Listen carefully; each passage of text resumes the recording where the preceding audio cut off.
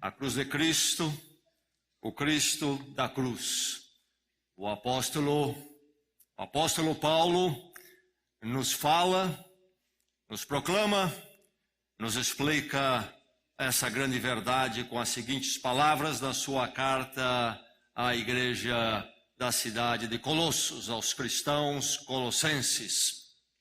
Na sua carta aos Colossenses, do capítulo 2, versos 13, 14 e 15, ele diz assim: quando vocês estavam mortos em pecados e na incircuncisão da sua carne, Deus os vivificou com Cristo. Ele nos perdoou todas as transgressões e cancelou a escrita de dívida que consistia em ordenanças e que nos era contrária. Ele a removeu pregando-a na cruz e, tendo despojado os poderes e as autoridades, fez deles um espetáculo público, triunfando sobre eles na cruz. Mais uma vez, para a bênção do seu coração, a palavra de Deus. Quando vocês estavam mortos em pecados e na incircuncisão de sua carne, Deus os vivificou com Cristo. Ele nos perdoou todas as transgressões e cancelou a escrita de dívida que consistia em ordenanças e que nos era contrária. Ele a removeu, pregando-a na cruz e, tendo despojado os poderes e as autoridades, fez deles um espetáculo público, triunfando sobre eles na cruz.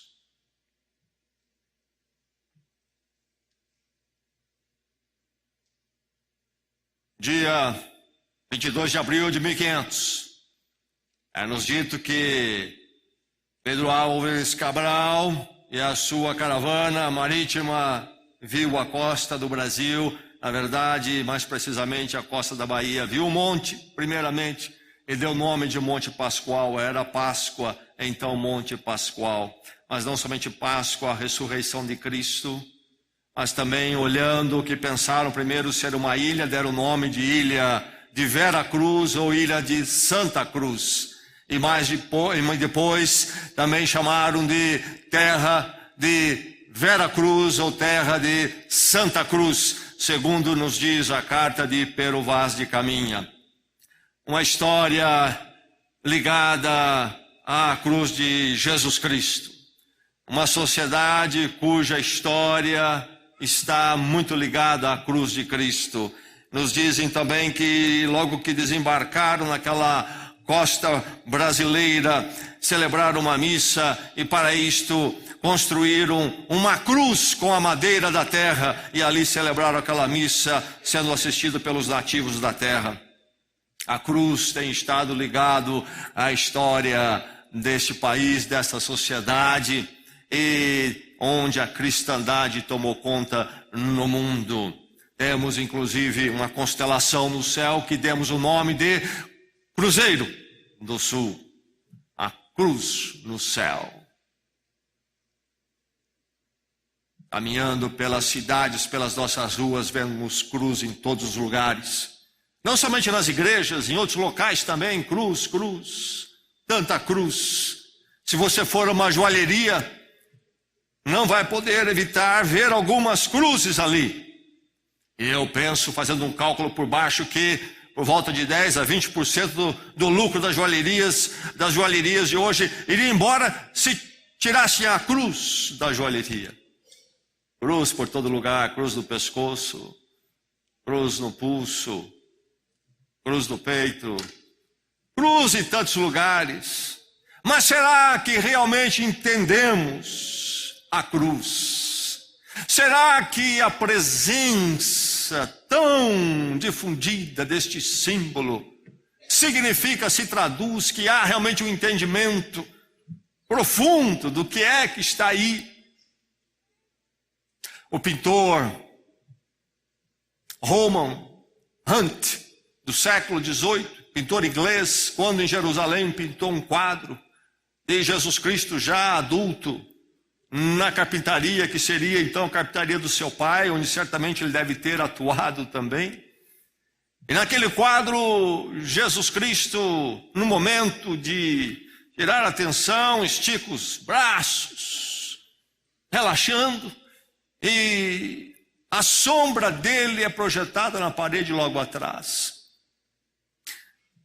As pessoas em volta, ali naquele quadro, notam aquela figura dele com braços esticados, e aquela sombra que fica muito parecida com uma cruz. E o pintor dá o título ao seu quadro, A Sombra da Morte. A sombra da morte. A cruz nada é.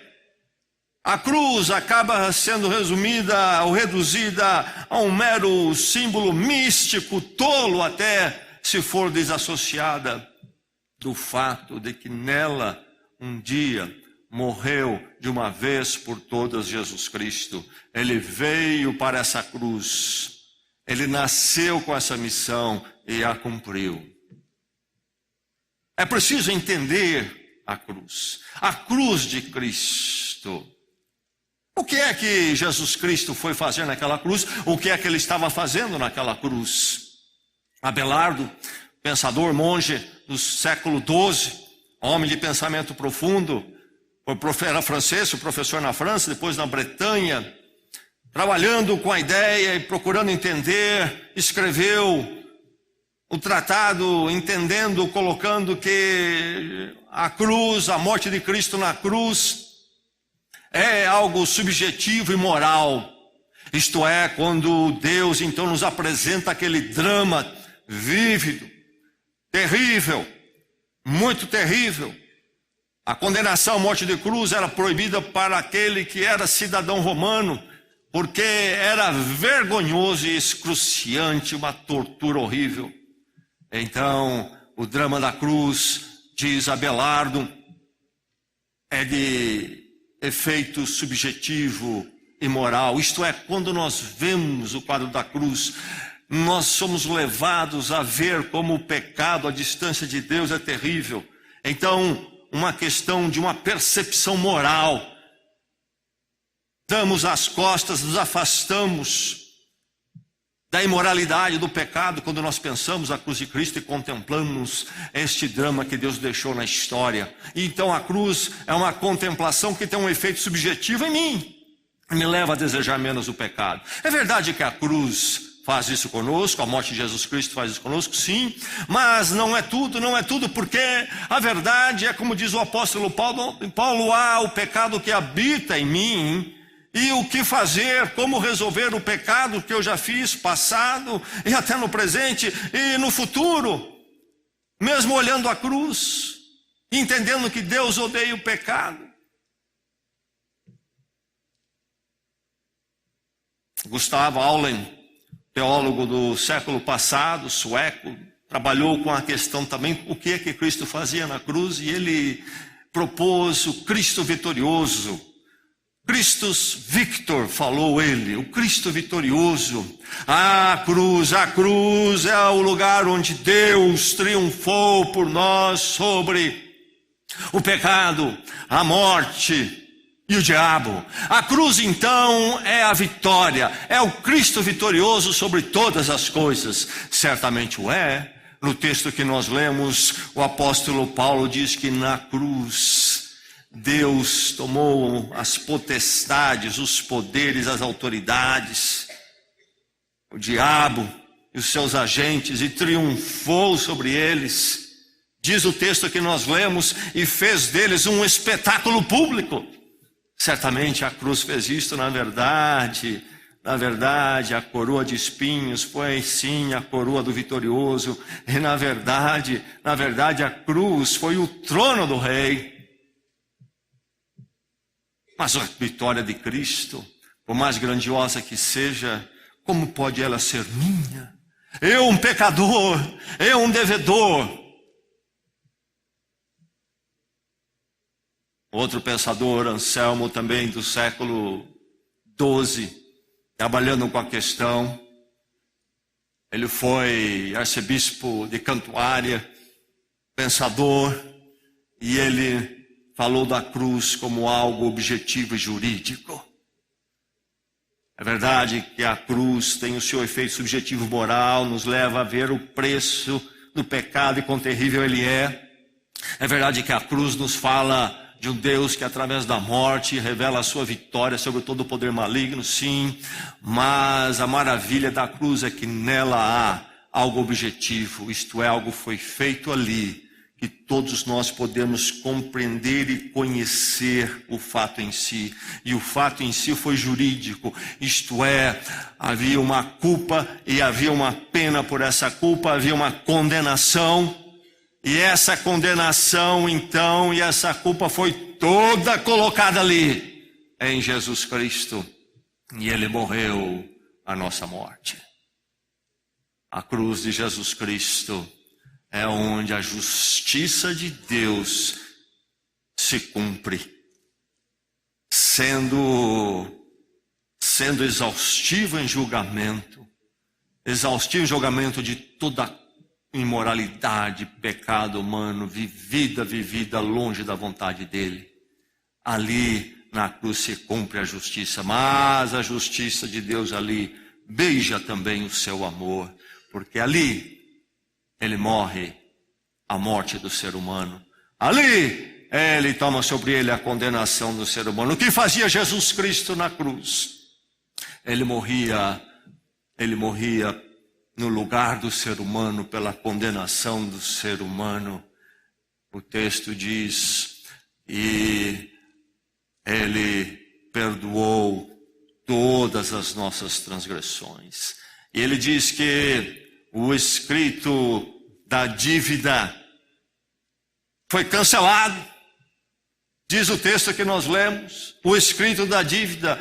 Essa era uma palavra, um termo usado lá na antiguidade para se referir a algumas coisas, como por exemplo, uma peça acusatória. A peça acusatória que era contra você, contra o ser humano, Deus removeu. Diz que ele limpou. Como era possível limpar? Naquela época, o material de escrita que não era um papel e a tinta não tinha ácido e era possível limpar. Deus apagou tudo. Ele diz que a cravou na cruz, o texto que nós lemos. Cristo foi à cruz para fazer algo muito específico, necessário, e que ninguém mais poderia fazer. Quem conduziu Cristo à cruz? Quem conduziu Cristo à cruz? Foram os judeus. Os judeus, na verdade, pediram a crucificação de Cristo. Julgaram e acharam merecedor deste sacrifício, desta condenação terrível, de agonia de horas. Mas eles estavam subjugados pelo Império Romano e eles não podiam efetivar a condenação de morte. Eles precisavam solicitar aos dominadores romanos. Realmente, os judeus pediram a morte de Cristo. Quem levou Cristo à cruz? Os judeus? Bem, não exatamente. Eles pediram. Então foram os romanos, porque os romanos decretaram a morte de Cristo. Levado a Pilatos, autoridade romana, Jesus e a condenação dos judeus foi aceita finalmente e Pilatos o entregou à morte de cruz. Então quem levou Cristo à cruz foram os romanos. Mas como poderiam levar? O próprio Deus manifestado, o Deus de todo poder manifestado em carne.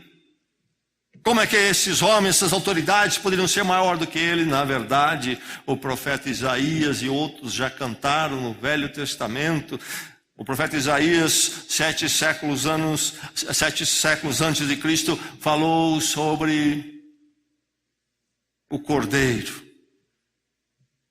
pelo qual nós, pelas suas pisaduras, nós seríamos sarados.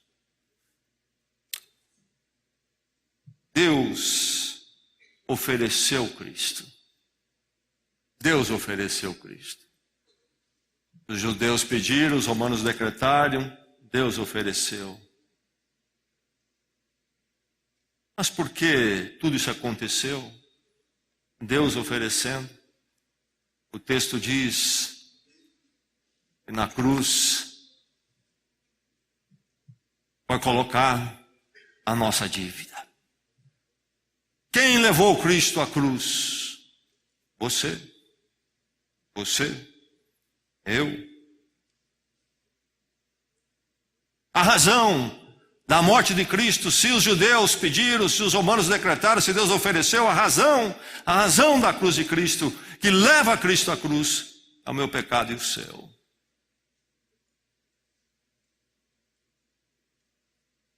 O que Cristo faz na cruz, ou o que a cruz de Cristo faz, diagnostica. A cruz revela qual é o problema seu, o problema de todo ser humano. Qual é o problema do ser humano? Alguns diriam que é uma questão econômica. Se resolver um problema econômico, está resolvido o problema do ser humano. Outros diriam que é uma questão de saúde simplesmente. Outros dirão, não, é uma questão do ser humano conhecer a si mesmo. Ele precisa de ler livros ou entrar em alguns exercícios e terapias para conhecer a si mesmo. Se o ser humano conseguir conhecer a si mesmo, então tudo está resolvido. Alguns diriam, não, o ser humano é ignorante, o problema dele é falta de educação. Se ele puder ir à escola, se ele puder sentar em todos os bancos escolares, então os problemas do ser humano estão resolvidos. A cruz diz que não, por mais relevante que essas coisas possam ser, ele até tem o seu lugar em alguma medida na vida do ser humano. O problema do ser humano é outro. O problema central é diagnosticado pela cruz. O problema do ser humano é a sua rebelião para com Deus, é os seus caminhos longe de Deus, é a sua distância de Deus, e então a sua vida naquilo que a palavra chama de pecado, como lemos aqui nesta noite. O pecado do ser humano, o seu caminho por si mesmo, e não o seu caminho com Deus e para Deus. Esse é o problema. Enquanto o ser humano não se reencontrar com Deus, não chegar à paz com Deus, não encontrar uma vida com Deus e para Deus, ele terá o problema. Não importa o que ele tenha, o que ele faça, o que ele receba. A cruz apronta o problema do ser humano. O encontro com Deus, a necessidade do perdão. E a cruz, então, leva ao arrependimento e à confissão. Olhando para a cruz, ele tomou sobre ele a minha dívida. Era o meu pecado, porque sou pecador. E a cruz leva a esta confissão e a busca do perdão, o encontro do perdão, porque ali Deus perdoou todas as transgressões.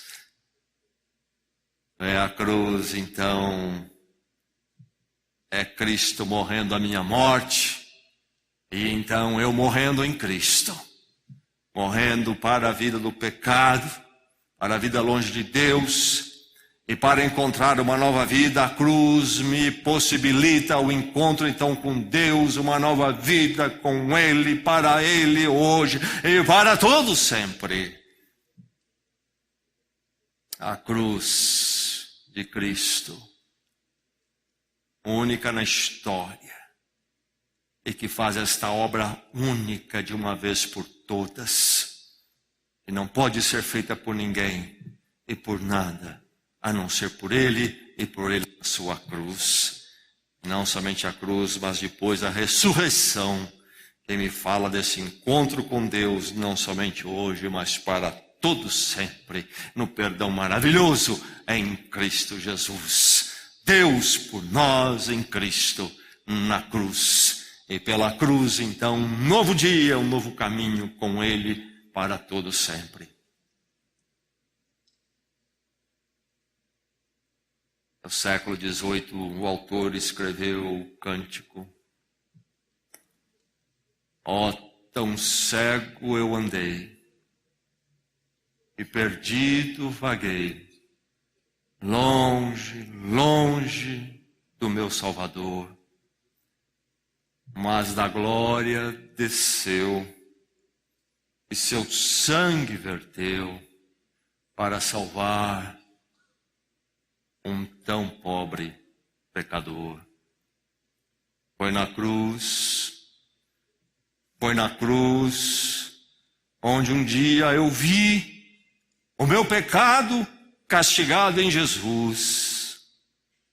Foi ali pela fé que os meus olhos abri. E agora me alegro na sua luz.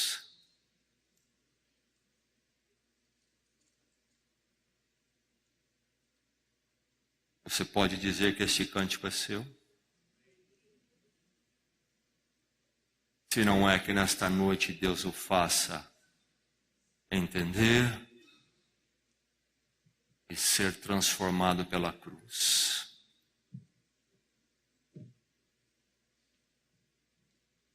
E quem foi transformado pela cruz, teve um encontro com Deus através de Cristo na cruz, sabe que foi.